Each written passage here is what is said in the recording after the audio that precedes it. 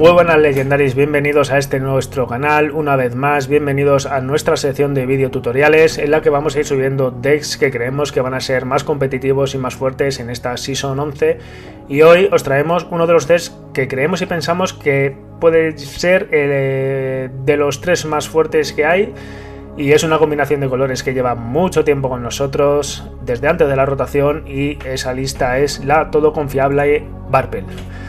Esta es la lista que hemos confeccionado, la lista que hemos estado testeando, o por lo menos en mi caso, y que creemos que puede llegar a ser más óptima. Seguramente haya otras variantes, otras cartas que puedan entrar, que luego las mostraré, pero yo es con la que más o menos me he sentido más cómodo. Sí es verdad que hay algunas cartas que no me terminan de convencer de todo, o por lo menos los ratios en las que las llevo, pero es mejorable, ya os digo.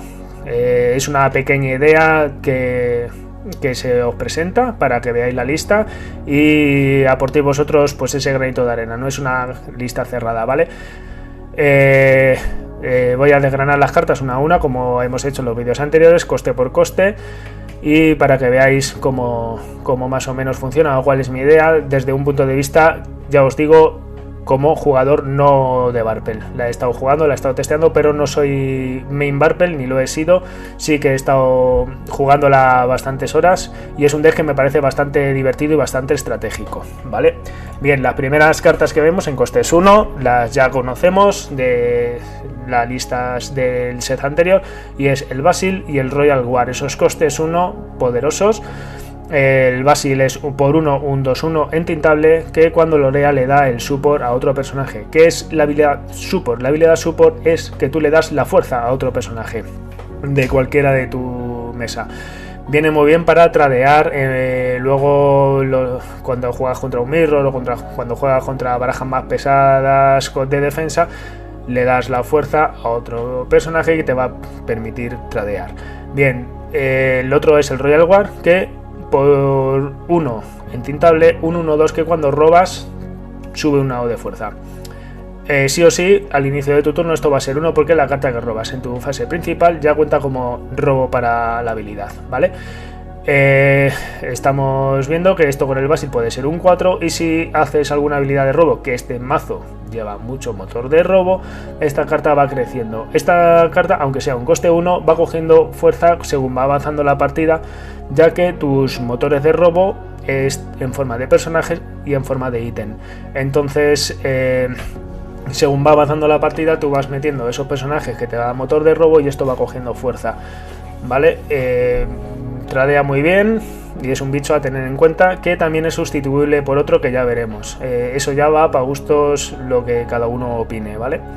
Turno 2, pues tenemos los típicos rampeadores de los mazos tempo, que uno es el azurite y otro es el tipo. El azurite es esa acción que cuando la jugamos nos permite robar una carta y entintar una carta de nuestra mano que sea entintable. Esa tinta entra enderezada, por lo que te permite jugar un coste 1 o bien hacer la habilidad de la carta que tenemos a la derecha, que es el Junior. Los costes 1, como vuelvo a repetir, tanto de Basil como de Royal, ¿vale? El tipo pues igual es un 1-2 entintable que te permite entintar una carta de tu mano, da igual que sea entintable o no. Es bueno al principio de la partida porque en manos pesadas nos permite quitarnos esas cartas de no tinta, ese típico Hades que te robas y no lo quieres ver después del mulligan, etcétera, lo puedes entintar sin ningún tipo de problema, pero esa tinta entra exerted, ¿vale? Y luego como motor de robo en turno 2 tenemos el Junior. El Junior lo bajas por 2 y es un ítem que dice que cuando tú giras este ítem, pagas 1 y lo sacrificas o lo baniseas, robas 2 cartas, ¿vale? Este ítem junto con el Royal o el famoso pulpo que hemos visto anteriormente se llevan bastante bien, ya que el Royal en ese turno o en el turno que tú robas estas 2 cartas podría estar pegando de 4 y si ponemos también la habilidad del Basil incluso de 6, por eso el Royal os he dicho que es bastante decente según vaya avanzando la partida, ¿vale? Que me iba. Como costes 3 tenemos los siguientes. El Cheshire, ya lo conocemos porque cogió bastante importancia en el set anterior. Es un personaje 3 entintable que 3-4, que tiene la habilidad de Boas. Es una habilidad que salió ya en el set anterior de Whisper, y es que pagando 2 y metiendo la carta del top de tu mazo debajo de él, vas a mover 2 contadores de daño, bien de un personaje tuyo o bien del rival. Se lo mueves a un personaje del rival. Nos va a permitir hacer tradeos y luego limpiar ese daño para matar a otro personaje que tenga esa fuerza de 2, o terminar de matar esos personajes molestos con más defensa.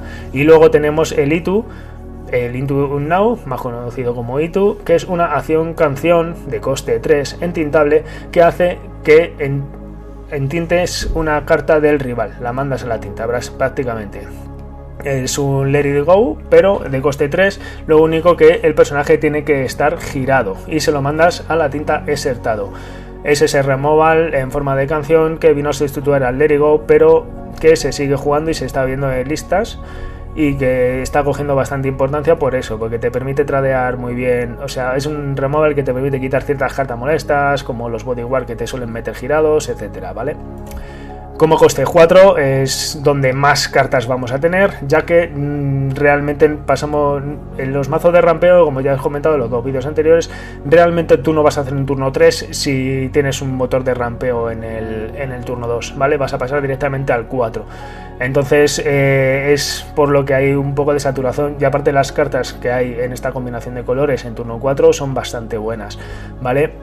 La primera que tenemos es Sven, esa carta nueva, que es por 4 no entintable, un personaje 2-3 evasivo con Rush y Challenger 3. Esto te va a permitir tradear mesa. Esto es un tradear, básicamente. Esto va a entrar patinando y va a pegar. No lo quieres realmente para nada más. Es para esas barajas agro que se están cogiendo bastante fuerza, o para los mirror, tradear esos dumbos cuando sale el contrario y hace la habilidad, etcétera, etcétera. O incluso esas molestas que sí pegan poco, pero tienen esa fuerza 5. O otros personajes, bien los bodyguard que te van plantando los agro, etcétera. O sea, es básicamente pues como aquel Magui que había en rojo antes de la rotación. Pues es eso, básicamente, un bicho que va a entrar patinando y va a pegar y se va a llevar lo que esté girado, básicamente. Luego tenemos el Yago, que he optado yo por esta opción, básicamente por la fuerza, por la defensa que tiene. No deja de ser un defensa 6, es 4 no entintable, 4-6, evasivo, Vanish. Ese es el mayor problema que tiene, que cualquier objetivo que le hagan con una acción, ese personaje se va a derrotar, o sea, va a desaparecer.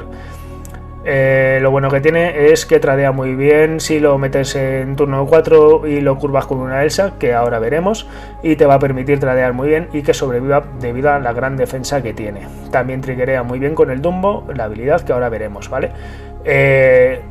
Luego tenemos Cinderella, otro motor de rampeo, que al final estamos hablando de que es una 4 no entintable 2-3, que te permite, cuando bajas una princesa, ella se incluye como princesa, que entintes una carta de tu mano y robes una carta. Todo eso al final de tu turno. Al final estás sustituyendo cartas que no quieres ver o que has robado y no te interesan, bien sea esos tipos que ya no necesitas, algún coste 1 que en esta baraja, pues bueno, siempre cogen más importancia que en otras barajas los costes 1, o esas cartas, como decimos, que crees que contra el arquetipo que te estás enfrentando no tienen ese value que tú necesitas en la partida, y la vas a cambiar por otra, ya que te permite entintar cartas que igual no den tinta, ¿vale?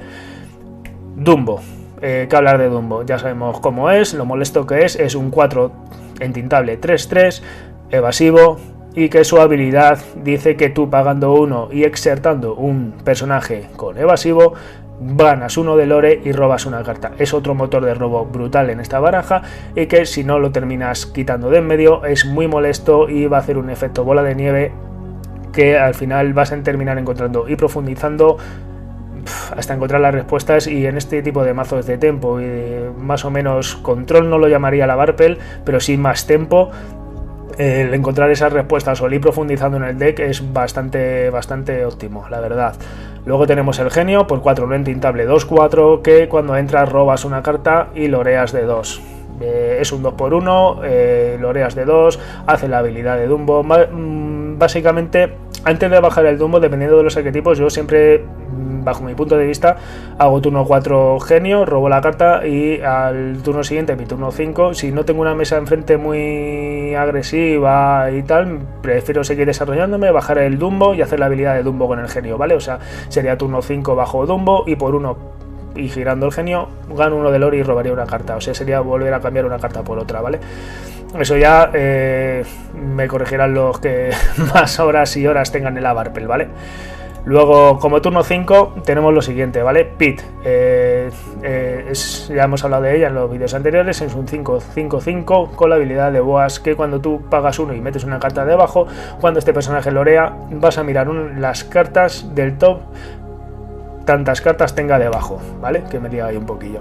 Entonces, si tienes una carta, directamente robas la carta, si tienes 2 cartas debajo, mira las 2, te quedas una, y al final es otro motor de robo y otro motor de profundizar en una baraja en la cual el ir encontrando respuestas y profundizar es bastante bueno. Al final todo lo que sea tiempo, el profundizar y robar es muy bueno y es una carta muy molesta y que no vas a querer ver enfrente y que cada vez que la veas o la quitas de medio o igual te va a ganar prácticamente la partida sola porque le va a dar las respuestas al rival, todas las habidas y por haber. Luego tenemos la Elsa, que es la que hemos hablado anteriormente, que cuando entra es un 5 entintable 2-5, que cuando entra gira un personaje del rival y tiene Rush, también es evasivo. Muchas jugadas se basan con esta Elsa en bajo la Elsa, te giro el personaje, loreo con el Basil, le doy la fuerza a mi Elsa y mi Elsa está pegando de 4. O sea, termina siendo por 5, es un 4-5 Rush si loreas con el Basil y le das el support. Esto en el mirror se ve bastante, eso es cuando te bajan el Dumbo, tú bajas en curva en coste 5 la Elsa y te tradeas el Dumbo, ¿vale? O incluso con el genio, has bajado el genio anteriormente, bajas la Elsa, giras el Dumbo y pegas con los 2 y tradeas. Es eso, o sea, mirror es bastante buena, incluso contra agro es bastante buena. Te permite tradear mesas, la defensa que tiene es bastante óptima, es una carta que se juega por 4 sí o sí en la Barpel, ¿vale? Luego Hades, llevamos 3 copias, es un 5, 3-4, entintable, y dice que cuando baja le das la opción al rival de poner un personaje que tú eliges en el botón de su deck o te robas 2 cartas. Esta carta prácticamente el 85% de las veces lo bajo robo 2. Muy rara tiene que ser la vez que el rival opte por meter la carta debajo en el botón del mazo, la verdad. Es un motor de robo más de la lista y poco más que decir de ella, ¿vale? Solo eso, que al final es una carta que siempre te va a dar 2 cartas, la mayoría de las veces o en un alto porcentaje de ellos. Luego tenemos Moana. Moana en esta lista puede ser sustituible o puede o no serlo. Las veces que la he estado jugando no me ha agradado tanto como en otros mazos. Sí, es verdad que no te quemas cartas de mano, pero en Barpel no es un gran problema porque tiene mucho robo al final y es verdad que te va a ir metiendo cartas del descarte, triggerea con la Cinderella. Es sustituible, hay listas que las llevan, hay listas que no las llevan por 4 y la llevan por 2 o incluso 3, o sea, es una de las cartas que es más sustituible en este deck, ¿vale? Bueno, hablo de ella, que aunque ya hemos hablado en vídeos anteriores, es por 5, un 4-4 entintable que lorea de 2 y que te permite entintar cartas del descarte. Las cartas que quieras entintar del descarte tienen que ser de tinta, no vale que no sean entintables, ¿vale? Triggerea al ser princesa, pero es una carta sustituible en el deck, o por lo menos para no llevarla a 4 copias. Ya te digo que a mí no me termina de convencer para llevarla a 4, eso ya para gustos vosotros veréis, ¿vale? En coste 6, Demona. Demona es personaje 6, entintable 5-6, que cuando entra gira todos los personajes del rival y robáis hasta tener 3 cartas. Muy buena, la verdad que se lleva por 4. Es que poco más que decir de esta carta, es bastante óptima, robas 3 la gran mayoría de las veces, giras toda la mesa para permitir tradeos, etcétera, etcétera. hay muchas veces cuando estás jugando contra Mirror o cuando estás jugando contra barajas que pueden llevar Demona, hay una frase que leí a alguien, y es que Demona gana a Demona. O sea, ¿por qué digo eso? El tema está que cuando tú tienes 3 cartas en mano y ella está girada, tú no la puedes enderezar por el efecto que tiene como de noche, ¿no? Se hace de día y se petrifica, ¿vale? Más o menos para que lo entendáis. Entonces, muchas veces se juega alrededor de la demona del otro. Cuando el otro te hace una demona y tú tienes una, ¿sabes? La tienes en la mano, yo lo suelo hacer bastante. Estoy jugando mucho alrededor a no ser que no me quede otra opción. Baja la demona, le vas a dar 3 cartas y esa demona no se va a enderezar. Su demona al turno siguiente no se va a enderezar, ¿vale? Y vas a robar las cartas y demás. Es muy buena, ya la conocemos del set anterior y da bastante quebradero de cabeza porque casi siempre te va a dar 3 cartas, vas a girar, vas a tradear, etcétera, etcétera. Y el Spooky. El Spooky en esta lista lo he metido por 2, básicamente por el tema del agro. El agro creo que este meta va a ser un poco problema y corre mucho, corre bastante y creo que llevar 2 copias del Spooky no está de más. He visto listas que no lo llevan y he visto listas incluso que solo llevan 1. Creo que 2 puede ser lo más óptimo. No lo sé, quizá me confunda. Yo con 2 me siento cómodo y me viene bastante bien y lo he utilizado muchas veces. Por lo que os digo, ha crecido mucho el agro está bastante fuerte en esta temporada y 2 copias no van a sobrar, la verdad. Lo que hace es un removal en forma de acción, 6 no entintable, que manda a la tinta a todos los personajes de coste 3 o menos que tenga el rival, ¿vale? Ya te digo que contra agro es todo. Y ya está. Y el meter o el clavar un Spooky bien metido en turno rampeado, que realmente puede ser turno 4 del rival o incluso turno 3, es prácticamente partida, ¿vale? Poco más que decir del Spooky. En turno 7 llevamos el Hades. El Hades ya lo conocemos, porque lleva con nosotros desde la primera edición. Se reeditó en Fablet y es por 7 no entintable, un 3-6 que cuando entra mandas a la tinta un personaje del rival exertado. Mandas a la tinta exertado un personaje del rival, que lo he dicho al revés. Y te lorea de 2. Es un 2x1, bicho en forma de removal. Poco más que decir, ya la conocemos y se suele llevar en todo lo que lleva azul prácticamente tema de removal, ¿vale? Hasta ahí la lista. Os voy a poner las cartas que creo que pueden entrar en la lista, ya para gustos, lo que vayáis opinando. Ya os digo que no soy un jugador de Barpel. He hecho una lista más o menos que crea un poco de copia de... no copias, sino varias ideas que he ido viendo de varias listas y con la cual me he ido sintiendo más cómodo, ¿vale? Os voy a poner las cartas que creo que pueden entrar y pueden sustituir varias de las que os he dicho, ¿vale? Creo que para mí las cartas que pueden entrar en la lista de Barpel son estas, ¿vale? Voy por orden, ¿vale? De arriba a abajo. El genio, por coste 3, un 3-4, intintable, con la habilidad de Boas, que por cada carta que tenga debajo te va a lorear uno más. No la he terminado metiendo porque creo que en Barpel tú no quieres hacer un turno 3. O sea, y si quieres hacer un turno 3 vas a preferir hacer un turno 3 de gato, de Cheshire. Porque termina siendo más molesto realmente, ¿no? Tú con Valper al final no vas a correr, quieres ganar el tempo de la partida y rampear lo más posible y no hacer nunca ese turno 3. Ese turno 3, al final las sensaciones que me estaba dando este genio cuando lo estaba probando fue la misma que la Úrsula que salió en Whisper, que era un 5 entintable, que tenía la habilidad de Boas y que se inflaba y loreaba de más. Al final me daba esa sensación, no sé, como que no terminaba de encajarme. Luego tenemos Isis, el pato o la pata, que es por 4 no entintable, 4-4 que cuando entra te gira un personaje del rival. El problema de esta carta que más he terminado viendo ha sido el hecho de que no detinta. Es una carta que está probando, me ha dado muy buenos resultados, pero al final el hecho de que no me detinta me ha pesado muchas veces en mano. El hecho de tema de mulligan y que realmente prefiero hacer turno 4 Dumbo o turno 4 Genio, o sea, o rampearme con la Cinderella realmente, a no ser que tengas agro enfrente, pero que es que volvemos a lo mismo. Al final, si agro tiene la salida rápida, tampoco vas a hacer mucho más con esta carta, la verdad. Y el hecho de que no te detinta es un poco problema. Luego tenemos el Marshalow, Es una carta muy molesta, es por 5 no entintable, un 5-5 que lorea de 2 y que dice que cuando este personaje cueste A, el oponente al inicio de su turno solo endereza un personaje. Bastante molesto, pero volvemos a lo mismo. Un coste 5 no entintable ahora mismo en esta temporada que puede ser tan rápida con el tema del agro, que no hace nada al entrar, me la terminé sacando. O sea, no tenía muchas esperanzas con ella, me la jugaron, la vi buena, la probé y no me dio los resultados que yo esperaba. Entonces ahí la tenéis, si la queréis probar, está bastante bien.